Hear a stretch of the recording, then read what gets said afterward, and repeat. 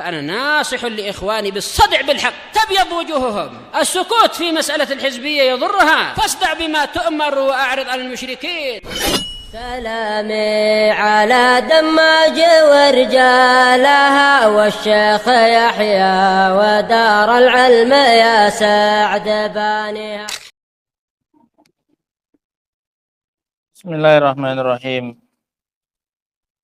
Innal hamdalillah nahmaduhu wa nasta'inuhu wa nastaghfiruh. Wa na'udzu billahi min syururi anfusina wa min sayyiati a'malina. May yahdihillahu fala mudhillalah wa may yudlil fala hadiyalah. Wa asyhadu an la ilaha illallah wahdahu la syarikalah. Wa asyhadu anna Muhammadan abduhu wa rasuluh. Ya ayyuhalladzina amanu taqullaha haqqa tuqatih wa la tamutunna illa wa antum muslimun. Ya ayyuhan nasu taqu rabbakum alladzi khalaqakum min nafsin wahidah wa khalaqa minha zawjaha wa batha minhuma rijalan katsiran wa nisaa'a wattaqullaha alladzi tasaaluna bihi wal arham innallaha kana 'alaikum raqiba. Ya ayyuhalladzina amanu taqullaha wa qulu qawlan sadida yuslih lakum a'malakum wa yaghfir lakum dzunubakum wa may yuti'illaha wa rasulahu faqad faza fawzan 'azima. Amma ba'du fa inna asdaqal haditsi kitabullah wa khairal huda huda Muhammadin sallallahu alaihi wa ala alihi wasallam wa syarral umuri muhdatsatuha fa inna kulla muhdatsatin bid'ah wa kulla bid'atin dhalalah wa kulla dhalalatin finnar.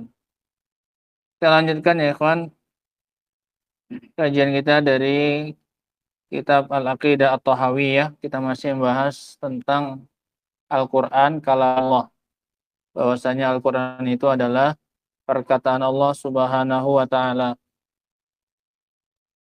Kita sampai pada ucapan Al-Imam At-Tahawi rahimahullah, laisa bimakhluqin ka kalamil bariyah. Setelah sebelumnya beliau membahas bahwasanya penyandaran itu ada dua macam. Penyandaran sesuatu kepada Allah itu ada dua macam. Yang pertama adalah penyandaran sesuatu benda kepada Allah Subhanahu wa ta'ala. Maka itu adalah termasuk dari jenis penyandaran makhluk kepada penciptanya. Seperti ucapan naqatullah, untanya Allah. Unta itu kan benda, sesuatu yang berdiri sendiri. Ketika disandarkan kepada Allah, maka ini namanya idhofah tasyrif. Ini namanya penyandaran dalam rangka memuliakan. Memuliakan unta itu. Untanya Nabi Saleh. Atau Baitullah, rumahnya Allah. Rumah itu bisa berdiri sendiri. Ketika disandarkan kepada Allah, maka maknanya adalah pemuliaan untuk rumah tersebut. Adapun jika yang disandarkan kepada Allah itu adalah berupa sesuatu yang maknawi, sesuatu yang tidak bisa berdiri sendiri, maka itu adalah termasuk dari jenis penyandaran sifat kepada al-mausuf, kepada pemilik sifat. Seperti contohnya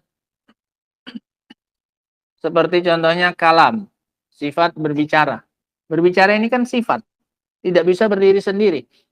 Ya, ada pembicaraan, itu harus menempel pada si pembicara. Nggak ada ini orangnya, ini pembicaranya di sampingnya. Nggak bisa dia berdiri sendiri. Maka ketika disandarkan kepada Allah Subhanahu wa ta'ala, maka itu adalah penyandaran sifat kepada pemilik sifat. Sehingga kalamullah artinya adalah sifat berbicara yang dimiliki oleh siapa? Allah. Sehingga berbicara itu bukan makhluk. Bukan sesuatu yang terpisah dari siapa? Allah Subhanahu wa ta'ala kemudian diambil oleh siapa? Oleh Jibril. Nggak kayak gitu. Karena yang namanya kalam itu adalah sifat. Tidak bisa berdiri sendiri. Dia harus tegak pada dan menempel pada pemilik sifat itu. Sama seperti kita. Yang namanya sifat-sifatnya kita itu menempel dengan siapa ini? menempel dengan diri kita, menjadi satu. Nggak bisa kita di sini, kemudian sifatnya kita di sampingnya. Paham ya? Nah, ini untuk membantah keyakinan orang-orang Jahmiyah yang mengatakan bahwasanya Al-Quran itu adalah makhluk. Karena yang namanya kalam, pembicaraan itu tidak bisa berdiri sendiri. Kenapa dikatakan dia itu apa? Makhluk. Kenapa? Karena orang-orang Jahmiyah tidak mau menetapkan sifat berbicara sebagai sifatnya siapa? Allah Subhanahu wa Ta'ala. Kenapa nggak mau mereka bilang itu sifatnya Allah? Karena kalau itu dikatakan sifatnya Allah, nanti Allah sama seperti makhluk. Kenapa? Makhluk bisa berbicara, punya sifat kalam. Kalau mereka bilang kalam itu sifatnya Allah, nanti Allah kata mereka sama kayak siapa? Makhluk. Paham ini ya maksudnya ya? Nah, ini yang mau kita bahas. Berkata Imam At-Tahawi rahimahullah, laisa bimakhlukin ka kalamil bariyah. Ucapannya Allah Subhanahu wa Ta'ala itu bukan makhluk seperti ucapannya manusia. Ucapannya manusia itu makhluk, diciptakan. Diciptakan. Allah yang menciptakan ucapan kita ini. Ini ucapan yang keluar yang sekarang kalian dengar. Ini diciptakan oleh siapa? Allah Subhanahu wa Ta'ala. Karena Allah mengatakan wallahu khalaqakum wa ma ta'malun. Allah mengatakan Allah yang menciptakan kalian, zatnya kalian ini, badannya kalian, fisiknya kalian, dan yang kalian lakukan. Yang kalian lakukan itu diciptakan oleh Allah Subhanahu wa Ta'ala. Termasuk berbicara ini diciptakan oleh Allah Subhanahu wa Ta'ala. Ai kalamullah laisa bimakhlukin. Maknanya adalah perkataan Allah itu bukan makhluk, tapi sifatnya siapa? Sifatnya Allah Subhanahu wa Ta'ala, bukan makhluk. Raddan 'alal Jahmiyati wal Mu'tazilah, sebagai bantahan kepada kelompok Jahmiyah dan Mu'tazilah, dua kelompok sesat di zaman dahulu yang mungkin sekarang masih ada, cuman tidak memakai bendera Jahmiyah. Jahmiyah pengikutnya Jaham bin Safwan. Salah satu keyakinannya ini mengingkari bahwasanya Al-Quran adalah kalamullah. Mereka mengatakan Al-Quran adalah makhluk. Bahkan di zaman mereka memiliki kekuasaan, di zaman Imam Ahmad, semua rakyat dipaksa untuk meyakini bahwasanya Al-Quran adalah makhluk. Bahkan banyak para ulama yang disiksa. Bahkan banyak di antara para ulama yang tidak tahan dengan siksaan mereka, para penguasa.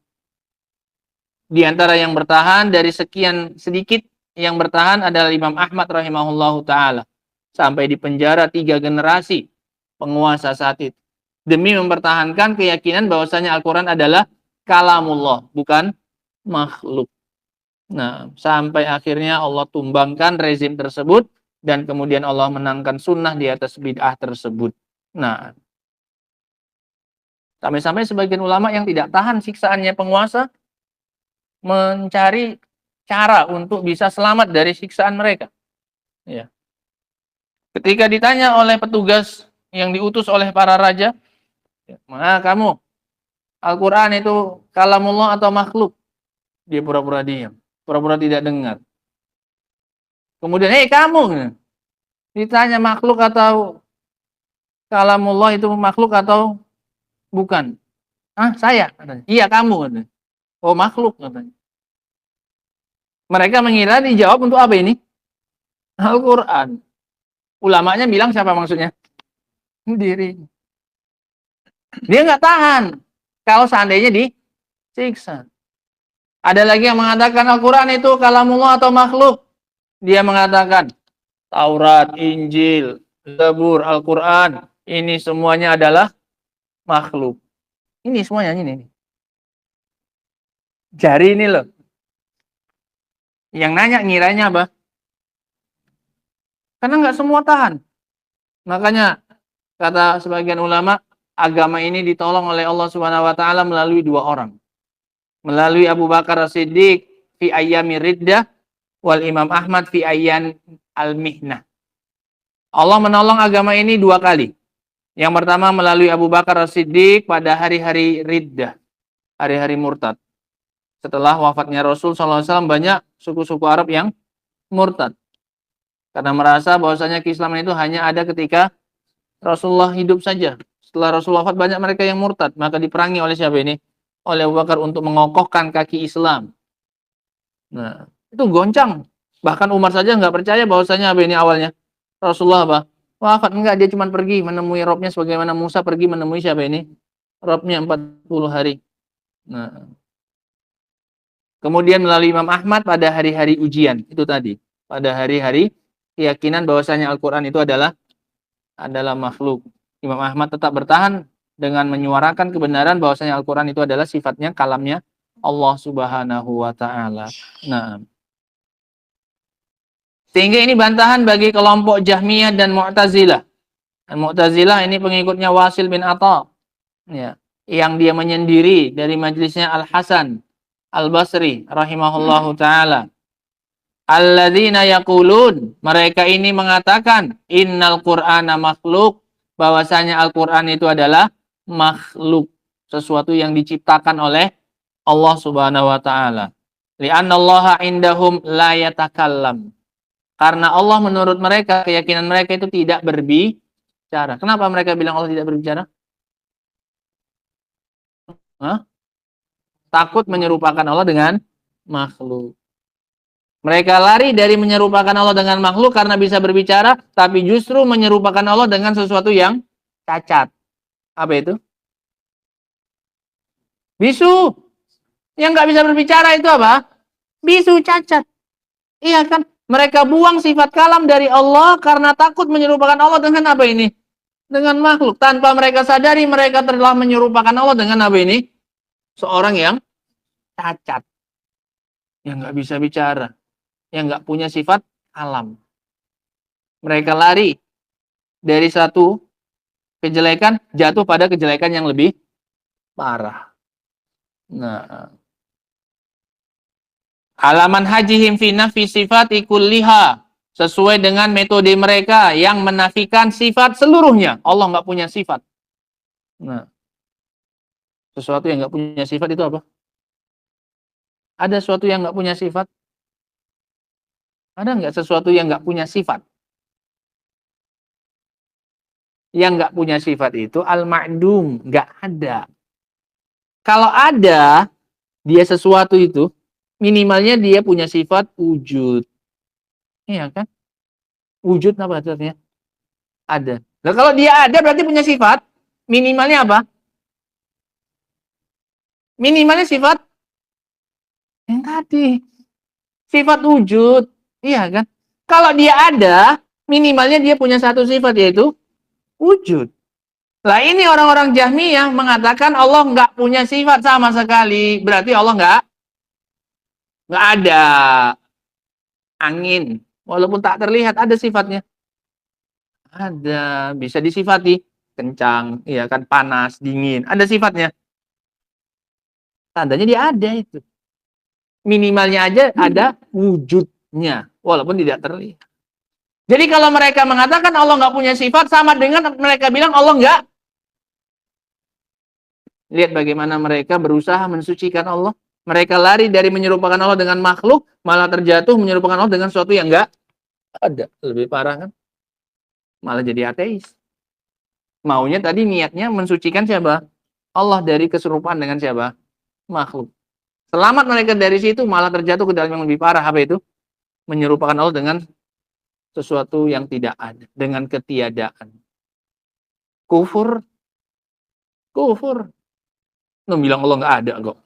Nah iya kan? Nah, sedangkan meyakini Allah ada tapi nggak beriman dengan Rasul saja kafir. Kafir. Loh, ini apalagi dia bilang Allah nggak ada. Sadar nggak sadar dia itu. Konsekuensi ucapannya kan mengatakan Allah tidak ada. Kenapa Allah nggak punya sifat. Gitu. Firaran bizamihim minat tashbih, dalam rangka lari menurut sangkaan mereka dari yang namanya perbuatan menyerupakan. Mereka ingin lari dari perbuatan menyerupakan Allah dengan siapa ini? Dengan makhluk. Tanpa mereka sadari mereka menyamakan Allah dengan sesuatu yang enggak ada sama sekali. Li'annahum lam yufarriqu baina sifatil khaliq wa sifatil makhluk, karena mereka tidak pandai membedakan antara sifat khaliq dengan sifat makhluk. Akhirnya mereka buang semua sifat Allah karena mereka nggak tahu membedakan antara sifat khaliq dengan sifat siapa? Makhluk. Kalau mereka tahu konsep ini, apa itu? Membedakan sifat khaliq dengan sifat siapa ini? makhluk, niscaya mereka tidak akan membuang sifat siapa ini? Allah Subhanahu wa taala. Sifat misalnya mendengar. Allah punya sifat mendengar. Kenapa kita bisa menetapkan bagi Allah sifat mendengar? Tanpa kita khawatir menyerupakan Allah dengan makhluk. Padahal makhluk juga bisa mendengar. Kenapa kita tidak takut terjatuh ke dalam penyerupaan Allah dengan makhluk? Karena kita punya konsep pembedaan antara sifatnya Khalik dengan sifatnya siapa? Karena kita yakin bahwasanya pendengaran Allah itu beda dengan pendengaran siapa? Makhluk. Kita yakin bahwasanya pendengaran Allah itu sempurna. Tidak ada batasannya, tidak ada cacatnya, tidak ada kurangnya. Berbeda dengan pendengaran siapa ini? Makhluk. Serba cacat, serba kurang. Iya. Awalnya nggak bisa mendengar, kemudian mendengar. Diawali ketiadaan, ya kan? Pendengaran Allah nggak kayak gitu. Nggak ada masa di mana Allah nggak bisa mendengar. Akhirnya bisa mendengar. Nanti setelah bisa mendengar, makin tua, berkurang pendengarannya. Makhluk iya. Adapun bagi Allah itu tidak pernah terjadi seperti itu. Sampai kapanpun pendengaran Allah itu apa? Sempurna. Lah kita di masa bisa mendengarnya saja, kadang-kadang nggak dengar. Iya. Pernah. Apa tadi? Padahal nggak tuli. Nggak hilang itu indera pendengaran. Tapi ada sering di mana masa-masa entah sedang melamun, entah sedang nggak konsentrasi, nggak fokus, nggak dengar orang bilang apa. Betul? Jadi pas bisa dengar saja pun banyak kurangnya. Jauh dengan sifat pendengarannya siapa ini? Karena kita menetapkan perbedaan itulah sehingga kita bisa dengan nyamannya menetapkan Allah punya sifat apa ini? Orang-orang Jahmiyah nggak pandai membedakan kayak gitu. Bagi mereka semata-mata Allah punya sifat mendengar, sifat melihat, berarti Allah sama kayak. Padahal dia saja, iya, tidak mau sifat yang ada pada dirinya disamakan dengan makhluk yang lain. Contoh, sifat turun. Sifat turun, manusia bisa turun ya? Bisa kan? Naik bisa ya? Manjat, kan sifatnya kita ya. Monyet, bisa itu semuanya. Sifat monyet juga itu. Tapi mau nggak manusia itu disamakan? Sifatnya nggak mau kan? Dia pasti bilang apa? Iya, walaupun sama-sama bisa manjat, walaupun sama-sama bisa turun, tapi kenapa? Beda. Antara turun aku dengan turunnya siapa? Monyet. Antara manjatnya aku dengan manjatnya monyet apa? Beda. Nggak mau dia bilang, oh iya kalau gitu aku milih nggak bisa turun aja lah, biar nggak sama kayak apa? Aku milih nggak usah manjat aja lah, biar aja aku nggak punya sifat manjat, biar nggak sama kayak apa? Ada orang kayak gitu. Atau dibilang aku nggak mau punya sifat tidur. Kenapa? Karena babi juga apa ini? Tidur. Nanti kalau aku tidur, aku sama kayak siapa? Ada orang kayak gitu. Tetap saja dia tempelkan sifat tidur itu pada dirinya dengan malam ya, bahkan beda tidurku dengan tidur siapa? Paham ya? Kita kasih contoh dengan yang jelek-jelek. Gitu. Supaya orang ini nggak mau disamakan. Itu sesama apa ini padahal? Makhluk tadi kan manusia dengan monyet, manusia dengan hewan. Sama makhluknya. Lah ini masa makhluk mau disamakan sifatnya kayak siapa? Khalik, sang pencipta. Lah jelas lebih apa ini? Berbeda. Bahkan itu yang pertama kali terbetik dalam benak kita. Ketika disebutkan dua sifat, tapi yang pemilik sifatnya itu berbeda, yang pertama kali terbetik adalah perbedaan pasti. Bang Am naik kereta ke sini. Bang Uci juga naik kereta. Sama sifatnya. Apa yang kalian bayangkan? Sama keretanya atau beda? Padahal kalian nggak tahu ini. Anggaplah kalian nggak tahu, nggak nengok. Yang pertama kali terlintas di benak, persamaan atau perbedaan? Perbedaan. Iya kan? Kalau pas sama baru nyeletuk gitu ya kan. Sama kereta kalian ya. Iya kan? Kalau nggak tahu pasti yang terbayangkan pasti apa? Beda. Tangan si Muhammad atau tangannya Denny dengan tangannya Bang Denny juga. Sama-sama Denny. Kalau kalian nggak nengok tangannya, nggak usah perhatikan tangannya. Yang pertama kali terbetik di dalam benak kalian. Tangannya ini mereka berdua ini sama atau kira-kira beda? Yang pertama kali terlintas di benak apa? Beda. Iya kan? Nanti kalau sama baru, kok bisa sama ya? Baru heran. Kenapa? Karena yang terlintas pertama kali adalah perbedaan. Betul ya? Iya. Itu sesama manusia. Lah kok bisa-bisanya mereka ini, orang-orang Jahmiyah ini, yang pertama kali terlintas di benaknya malah apa ini? Persamaan. Gara-gara menyamakan itu akhirnya mereka buang kan? Sifat dari siapa? Allah Subhanahu wa taala. Supaya Allah nggak sama kayak siapa katanya? Makhluk. Akhirnya malah tersesat semakin jauh. Nah, ini tadi kita kaitin dengan sifat apa ini? Berbicara. Karena mereka takut menyerupakan Allah dengan manusia yang sama-sama bisa apa nanti? Bicara. Akhirnya mereka bilang Allah nggak bisa bicara. Takut nanti Allah sama kayak manusia.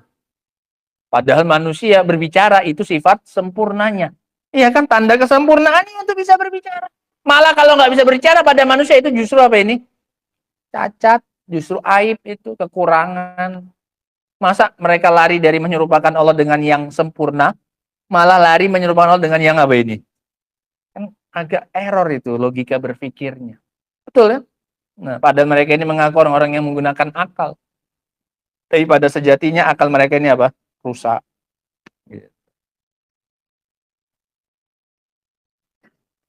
Li'annahum lam yufarriqu baina sifatil khaliq wa sifatil makhluk. Karena mereka tidak membedakan antara sifatnya sang pencipta dengan sifatnya makhluk. Fafarru minat tashbih al-mawhum wa waqaw fit ta'til al-mazmum wa huwa syarrun minhu. Maka mereka lari dari penyerupaan yang sekilas terbayang. Penyerupanya terjadi enggak sebenarnya? Kalau mereka bilang Allah berbicara, penyerupaan enggak itu dengan sifatnya makhluk? Penyerupaan enggak itu sebenarnya? Sebenarnya, sejatinya, itu penyerupaan tidak? Sejatinya masa penyerupa? Bang Uci berbicara, Bang Am berbicara, Bang sama-sama berbicara. Iya kan? Apakah berarti Anda menyerupakan? Paham ya? Jadi ketika kita bilang Allah berbicara, makhluknya juga berbicara, itu sama sekali enggak menyerupakan.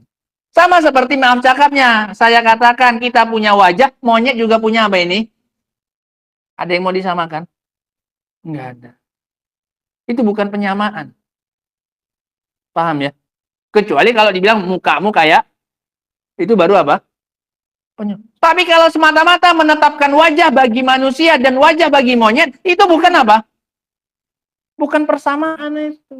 Paham ya? Mereka lari dari sesuatu yang hanya dibayangkan saja, terjatuh ke dalam penolakan sifat yang tercela dan itu lebih buruk. Daripada muka manusia dibilang manusianya nggak punya apa ini?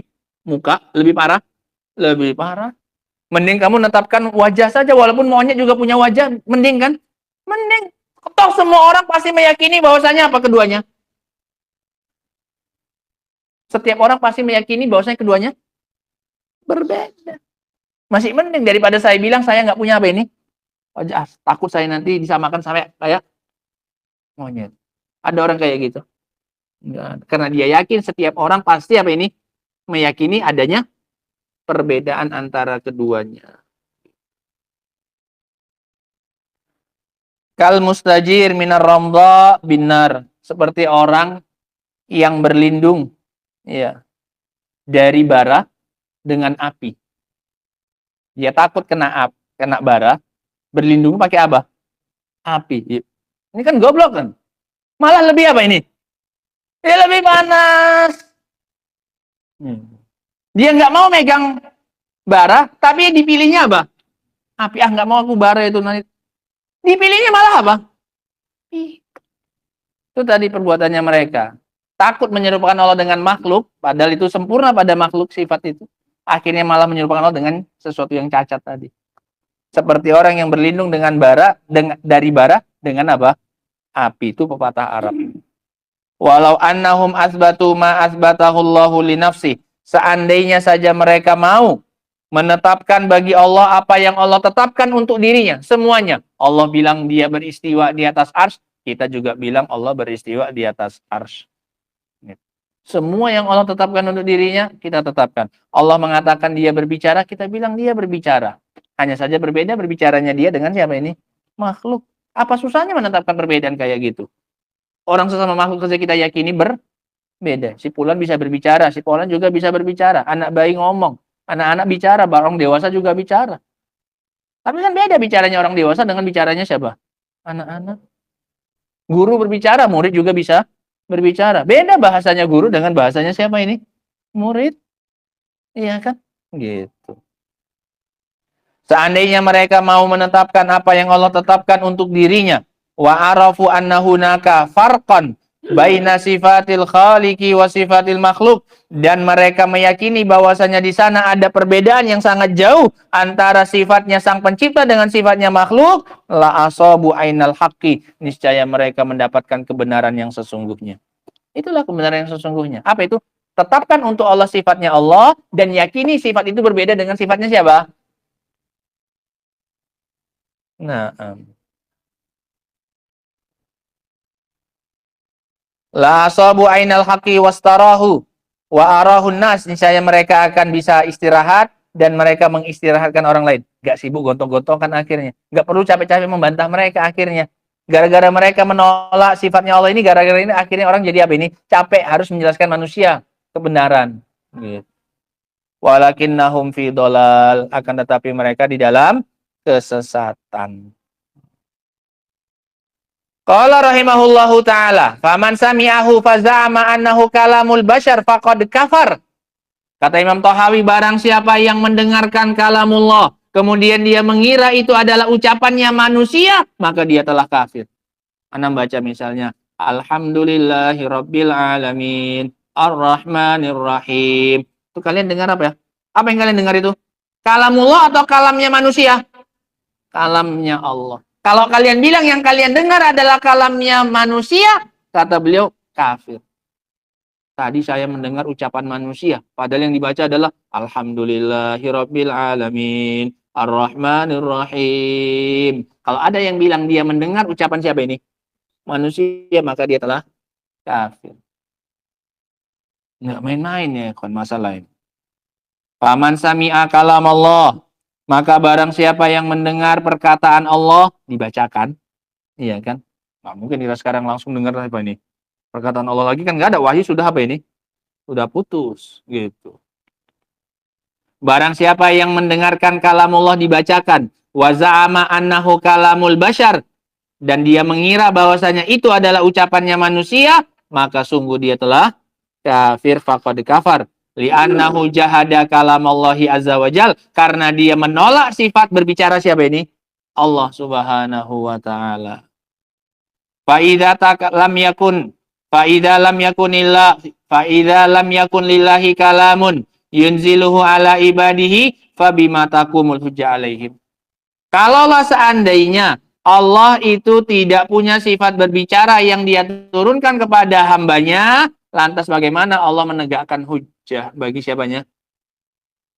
Hambanya masih mau main zina, hambanya masih mau main judi, masih bisa? Bisa. Kenapa? Allah nggak ada apa? Allah nggak pernah ngelarang kok. Allah nggak pernah bicara. Paham ya? Masih boleh orang buat syirik. Masih bisa, masih. Kenapa? Allah nggak pernah ngelarang. Ada yang nggak sholat, masih boleh? Boleh, kenapa? Allah nggak pernah ngelarang. Allah nggak pernah nyuruh. Karena bagi dia Allah nggak apa? Nggak pernah berbicara kok. Paham ya? Jadi gimana tegaknya hujah bagi manusia kalau Allahnya dikatakan tidak berbicara? Yang masih main perempuan, yang masih main judi, yang masih nyabu, segala macam masih boleh. Dia bilang apa nanti? Allah nggak ada apa kok? Bicara kok. Kau aja sok pandai-pandian bilang ini apa ini? Haram. Paham ya? Paham ya? Konsekuensinya sampai sana. Iya, konsekuensinya ke sana. Parah. Rusakkan dunia jadinya. Rusak dunia. Kalau pakai keyakinan sesat kayak gitu, bahwasanya Allah nggak bisa, jangan dikira cuma perkara sepele seperti itu. Itu akan merembet. Kalau diyakini banyak orang, semua orang akan buat sesukanya. Yang mau main perempuan, yang mau buat syirik, yang mau